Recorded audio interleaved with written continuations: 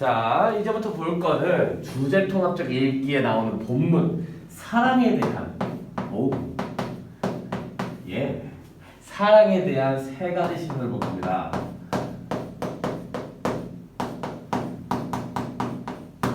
보이나? 네, 사랑에 대한 세 가지 시선 볼 겁니다. 첫 번째 관점으로는 문학적인 관점에서 요걸 볼 거고요. 당신네들 1학기 기말고사 때 들어갔던 그놈의 운영전 일부분 김진사와 운영이 서로 주고받았던 이런 편지글을 보면서 정말로 절절한 사랑의 의미를 간접적으로 경험하게 해주는 문학적인 관점에서 볼 거고요. 두 번째, 사회학적으로 봤을 때 사랑이라는 개념에 대해서 어떤 식으로 볼 것이냐. 사회학적으로 봤을 때 사랑이라는 관점을 어떤 중세 이전의 사랑에 대한 의미, 어떤 고대 로마 시기의 사랑에 대한 의미, 그리고 중세 때, 그리고 17세기 이후 경부터에서 나타난 사랑의 의미, 또한 현대에 있어서는 사랑의 의미를 어떤 식으로 볼 것인가, 이런 사회학적으로 바뀌는 사랑에 대한 시선, 변화하는 사랑에 대한 시선, 이런 부분에 대해서 볼 거고요. 마지막으로는 사랑에 대한 과학적인 해석을 보겠습니다. 특히 요 마지막 과학적으로 보는 시선, 요 사랑을 과학적으로 보는 시선부터는 사실 요거는 정말로 그냥 단순히 사실적 읽기에 해당되는 부분이기 때문에 그렇게 크게 설명할 부분이 없어요. 네.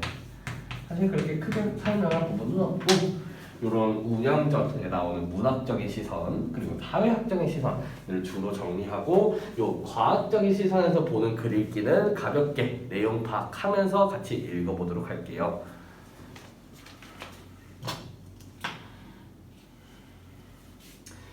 사랑의 편지.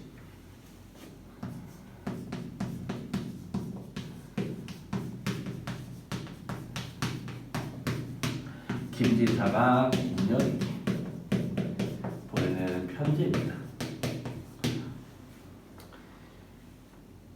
한번 그대와 눈이 마주친 뒤로 넋이 날아가 버린 듯 마음을 진정할 수 없게 되었습니다. 나 당신 사랑합니다. 라는 뜻이겠죠? 넋이 날아가 버린 듯 마음을 진정할 수 없는 사랑 해보신 적 있습니까? 해본 적 있나요? 뒤에서 고개를 끄덕이는데 도저히 넌 지혜롭니? 도성 서쪽을 향할 때마다 애간장이 끊어지려고 합니다. 구곡간장이 묻은 사자성어 쓴다고 그랬어요. 마침 벽 틈으로 편지를 전해주셔 결코 잊지 못할 아름다운 말씀을 받들게 되었군요. 편지를 미처 열어보기도 전에 숨이 턱 막혔고 채 반도 읽기 전에 눈물이 떨어져 글자를 적셨습니다.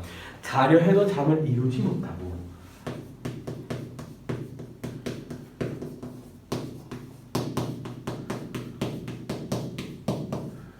반직하고 노심초사하여 잠을 못하고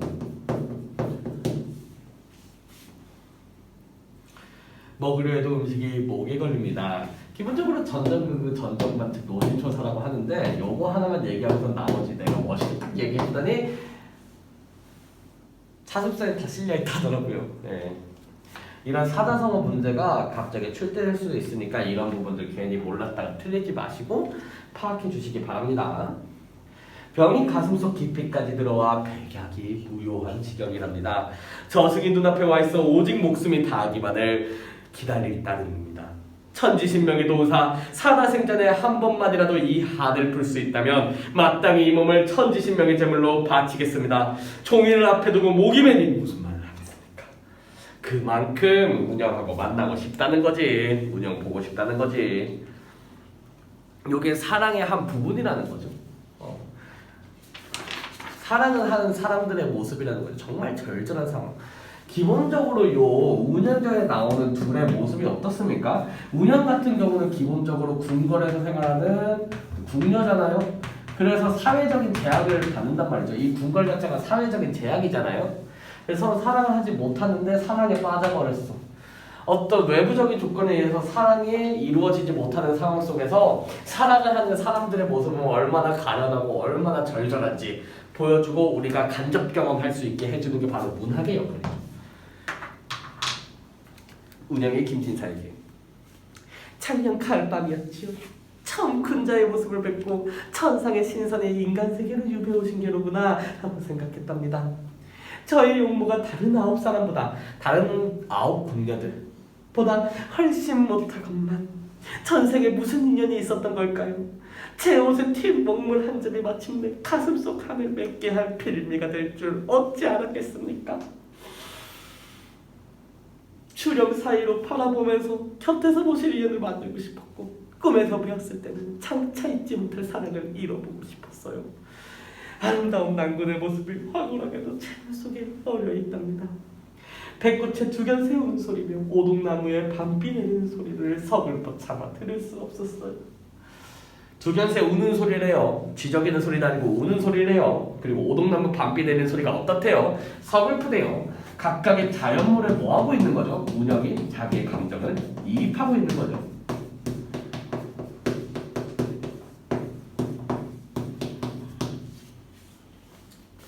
뜰 앞에 가녀린 풀이 돋아나고 하늘가에 외로운 구름이 날리는 모습 역시 서글퍼 참아 볼 수 없었지요.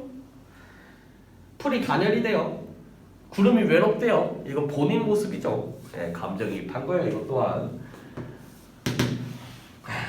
평풍에 기대앉기도 하고 난간에 기대서기도 하여 가슴을 치고 발을 구르며 하늘에 호소해 봅니다. 남군 또한 저를 생각하고 계셨는지요? 다만 한스러운 것은 이 몸이 남군을 만나보기도 전에 돌연 죽지 않을까 하는 것이에요. 그리 된다면 천지가 다 한들 가슴 속정은 사라지지 않을 것이요. 바다가 마르고 바위가 문드러진다 해도 품은 하늘 사그라지지 않을 것입니다. 얘기하고 있죠. 뭡니까? 마지막에 과장까지 해가면서 본인의 그런 절절한 마음을 담았네요. 그쵸? 재회에 대한 기대를 하는데 죽음에 대한 근심 또한 하고 있다는 얘기는 기본적으로 남녀 간에 이루어질 수 없는 비극적인 상황을 얘기하면서 이러한 상황 속에서 사실 이 사랑에 빠져서 이 김진사하고 떠나게 되면 그거는 이제 솔직히 반역이죠. 임금에 대한 반역이지. 야, 이 얼마나 절절합니까? 사랑에 대해서 이런 식으로 어떤 만나고 싶어도 만날 수 없는 어떤 고통, 사랑과 이별, 애절한 사랑의 감정, 이런 것들을 엿볼 수 있는 이 사랑의 편지였습니다.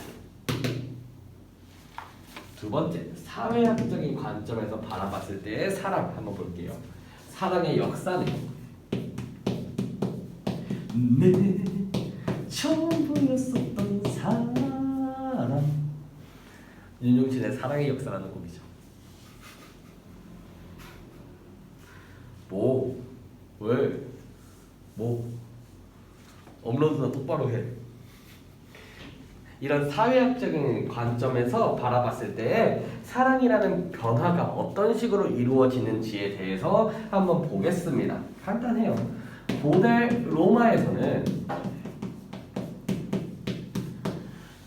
로마에서는 정열적인 사랑에 빠진 사람을 사회적 무능력자로 치부하고, 이거 뭐니? 결국 병자로 본 거지.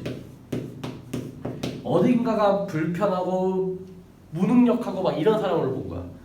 아니 대체 사람이 어떻게 사랑에 빠져서 그렇게 상사병에 걸려? 아우 진짜 이해할 수가 없네. 이렇게 본 거죠.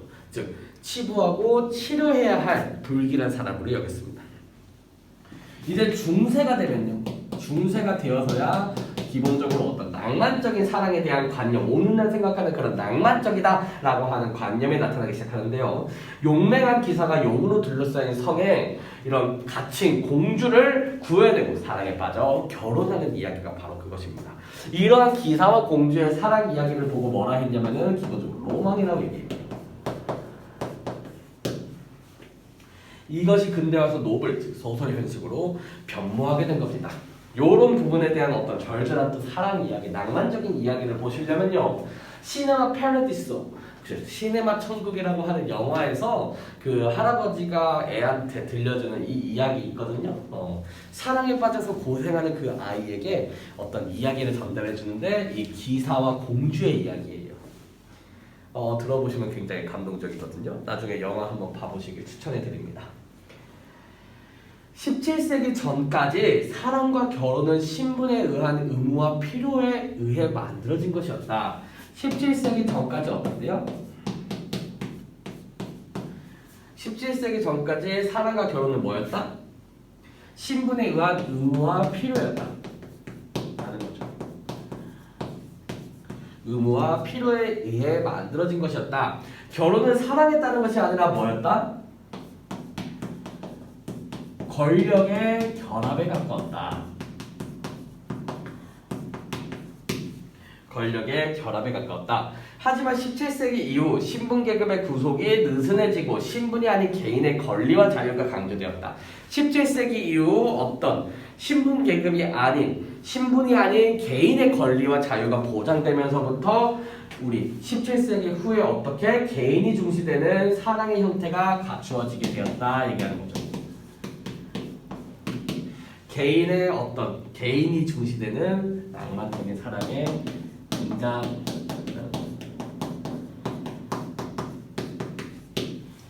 초기 개념은 이때부터 제시가 되었던 거고, 그럼에도 불구하고 어떤 의무와 필요, 권력의 결합이었는데 17세기 후부터는 낭만적 사랑이 개인적인 측면에서 드디어 자리 잡게 된 겁니다. 그 배경하고 이런 것들을 사회학적으로 읽고 있네요. 사랑은 근대 부르주아 사회에서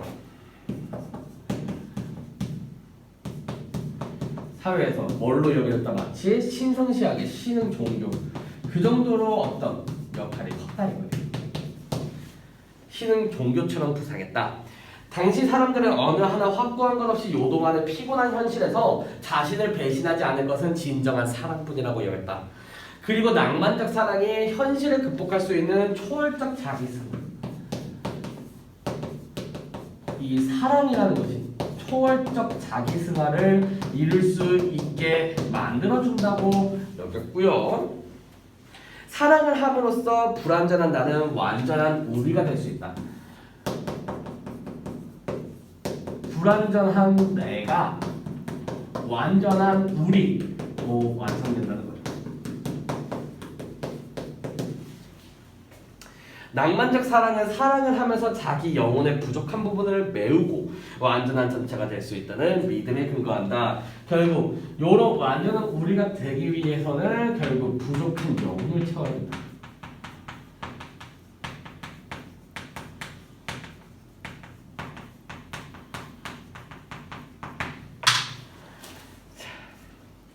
누군가를 만난 과거보다 더 완전한 인간이 되었다는 기쁨을 느끼게 되는 감정. 이 사랑의 감정에서도 성별의 차이가 존재한다. 여성은 사랑의 관계에서 늘 수동적이며 구원을 기다리는 존재로 여겨져 왔다. 여성에 대한 어떤 수동적이고 기다림을 강조하는 모습으로 여겨져 왔대요. 하지만 1792년 페미니스트 메리 울스터크래프트는 여성 권리 옹호에서 이제 여성은 사랑을 기다리는 수동적인 객체가 아니라 뭐다? 직접 자신의 개성을 가지고 사랑의 대상을 선택하는 주체로 나아가야 된다고 얘기했다. 어떤 직접적인 선택을 하는 주체, 선택을 해야 하는 주체로 나아가야 된다고 얘기를 했다. 이제 사랑은 단순히 우연에 받쳐지는 것이 아닌 개인의 적극적인 선택 문제가 되었다라고 얘기하죠. 선택 문제가 되었다. 현대 사회의 사랑과 결혼에서 남녀의 성역할에 대한 기대는 일치하지 않는다. 자본주의 사회에서 남성은 결혼과 동시에 낭만적 감정을 공유하기보다는 일터의 사냥꾼으로 살아야 하는 운명을 지녔다. 그렇기에 결혼하는 순간 남성은 순결하고 헌신적인 어머니나 누이의 모습을 여성에게 기대하며 자신에게 헌신해주기를 요구한다.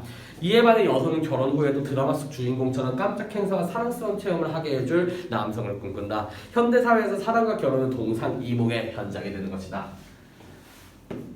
현대 사회에서 기본적으로 여성이 바라는 남성과 남성이 바라는 여성의 모습이 달라지기 때문에 그 결혼의 모습이 마치 동상이몽과 같다.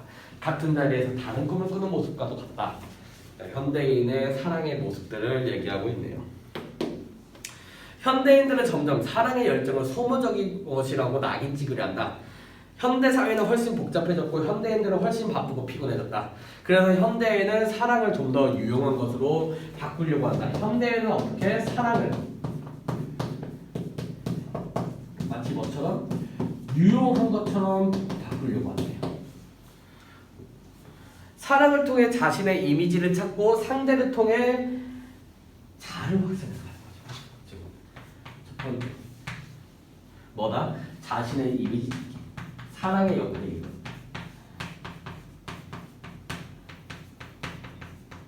그리고 또 어떻게 된대? 사랑을 통해서 자아를 확산해 나간대요.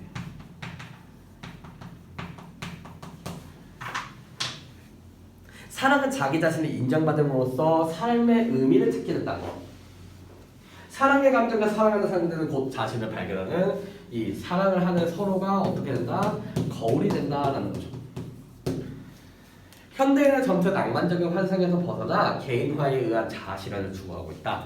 그러나 개인주의와 자기애가 심해지는 현대 사회에서도 그럼에도 불구하고 사랑에 대한 열망을 식지 않을 것이다. 동상이몽의 결혼제도라고 할지언정 그것이 시사하는 사랑의 유대나 소속감을 포기하지 않는다. 이러한 현대인들의 상황일지언정 동상이몽의 꿈을 꾸는 현대의 사랑을 유용하게 보는 이 관점 중에서도 사랑에 대한 유대나 소속감, 유대나 소속감 같은 경우에는 포기하지 않을 것이다 얘기하죠. 왜냐하면 뭐다? 사랑이야말로 지루한 일상에서 낭만적 환상과 자아의 실존적 의미를 발견하게 하는 유일한 것이기 때문이다. 요거를 포기하지 않는 이유가 뭐래요? 요거를 포기하지 않는 이유? 낭만적 환상.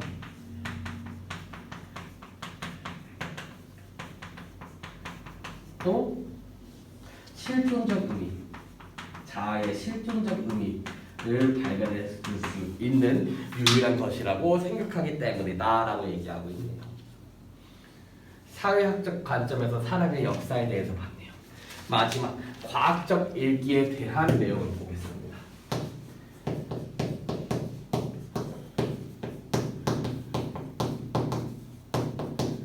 이건 좀 재밌어요. 사랑에 대한 오해입니다. 자, 사랑은 감정일까요? 감정이지 않을까요? 이 사람은 사랑이 감정이 아니라고 봅니다. 사랑은 감정에 속할 수 없다고 얘기해요. 볼게요. 영어 사전에서는 사랑을 상대에게 끌려 열렬히 좋아하거나 애착을 느끼는 감정 상태라고 정의하고 있다. 그러나 최근 사랑에 빠진 연인들의 뇌를 연구하는 신경과학자들은 이 정의를 조금 수정해야 한다고 주장한다. 더없이 강렬한 이 사랑의 정의에서 그들의 심기를 건드린 단어는 뭐다? 마지막에 붙은 감정이다.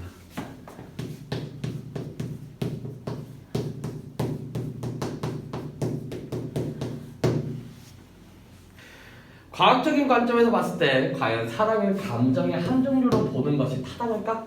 이 질문에 대해 신경과학자들은 뭐라고 주장한다? 아니라고 주장한다. 신경과학자들은 우리가 흔히 사용하는 사랑이라는 감정이라는 일상적인 표현에 의문을 제기한다. 그러면서 사랑이 만약에 감정이라면 사랑을 표정으로 나타내거나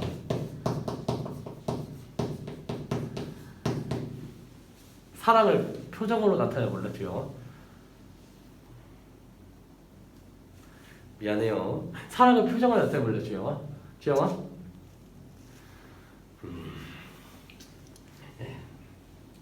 우리는 기쁘고 슬프고 분노하고 즐거운 감정을 얼마든지 표정으로 표현할 수 있으며 남의 표정을 보고 상대방의 그런 감정 상태를 읽을 수도 있다. 설령 미국 사람은 한 번도 본 적이 없는 어린아이라 하더라도 찡그리는 미국인의 표정을 보고 그가 화가 났다거나 슬프다는 감정을 읽을 수 있다.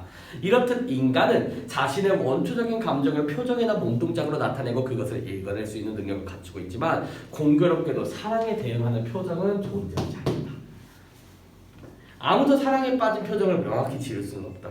우리는 친구나 동생에게 연인이 생기면 그 사실을 다양한 행동을 보고 알아차릴 수는 있지만 표정을 보고 읽어낼 수는 없다. 그리고 또한 사랑은 항상 뭘 가져온다? 행동을 유발한다. 어떠한 행동을 동반한다는 거죠. 이런 점에서 기본적으로 사랑은 연애 감정과는 구별된다. 우리는 슬프거나 기쁜 상태가 행동으로 표출되지 않고 마음에 간직된다고 해서 감정의 존재 자체를 부정하진 않지만 사랑은 다르다. 사랑이라는 상태는 사랑하는 상대방에게 모든 것을 집중시키며 그와 함께하고 그를 얻기 위해 할 수 있는 모든 행동을 수행하도록 만든다. 운영전에서 사랑에 빠진 서로가 어떻게 하죠? 도망치려 하잖아요. 궁궐을 벗어나서 도망치려고 하잖아. 일련의 행동에 뚜렷한 목적이 존재한다는 것이다. 행동과 목적이 동반한다는 거죠.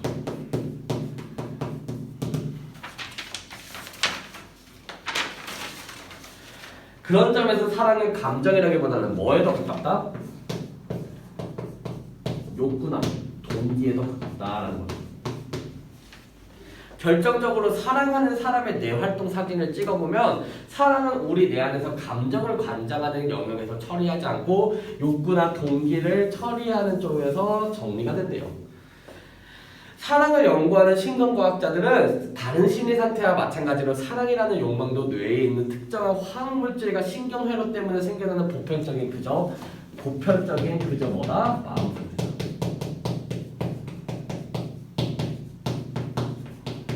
어떤 신경물질이 분비가 돼서 나타나는 단순히 보편적인 마음 상태라고 얘기하는 거죠. 사랑하는 연인들을 자기 공명 영상기 MRI 안에 집어넣고 그들의 뇌를 찍은 최초의 연구자 헬렌 피셔는 사랑에 빠진 수십 명의 연인들에게 상대방의 사진을 보여주면서 뇌가 어떻게 반응하는지, 어디로 피가 몰리고 에너지가 활발히 소모되는지 관찰했다. 놀랍게도 사랑에 빠진 연인들은 마치 마약에 빠진 사람처럼 보상 충출하는 영역에서 활발한 반응을 보였다. 예, 좀 그렇네요. 보상 충출의 반응을 보였대요. 하여튼 이과놈들 하여튼 이과놈들 감성이 없어. 도파민이라는 신경 전달 물질이 마구 분비되는 것도 발견됐다.